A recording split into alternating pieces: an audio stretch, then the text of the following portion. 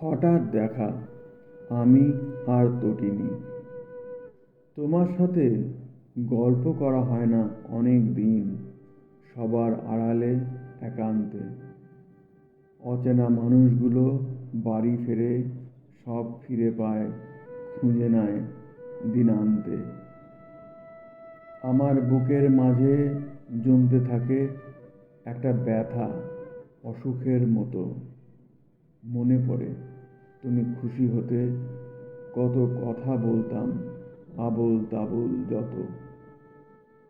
আজকাল মাঝে মধ্যেই বিষাদ নামে মনে, তারপর আলগোছে মাটি ছোঁয়ে।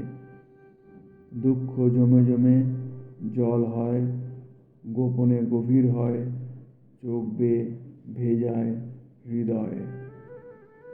তবু আমাদের কথা হয় না আজকাল, কোনো হেমন্তের সন্ধ্যায়। কাছের মানুষগুলো ক্রমশ দূরে চলে যায়, তারপর সবই হারায়। তোমার মনের মাঝে কিছুটা আত্মসুখ বেড়েছে আগাছার মতো। ভালো থাকার ফিকিরে অনেকটা সময় অসাবধানে হারিয়েছ তো। দূরত্বের কোনো কারণ হয় না জানি, তবু মাঝে মধ্যে দুঃখ পোষা ভালো। এই হেমন্তে আপনি আপন দুঃখে তুমি কেবলই হয়েছ নিস্তব্ধ। ক্রমশ দিন ম্লান হয়ে আসে, শীত নামে আপন খেয়ালে পাড়ায় পাড়ায়। আমি কিছু খুঁজি, কাকে খুঁজি?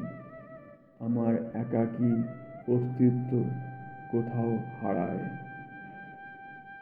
তারপর অবসন্ন চোখে দাঁড়াই অল্প জল জমা প্রবাহমানা নদীটির কাছে। একাকিনী, খুব কাছে একটা নারী। কে ও? বাহারি শাড়ি তার পরনে, তার গন্ধ ছিল আমায়। রূপের আলো স্পর্শ করল আমার সত্তাকে। তার মুখের হাসি, তার চোখের পাতা হয়ে পূর্ণতোয়া হৃদয়খানির সঙ্গে।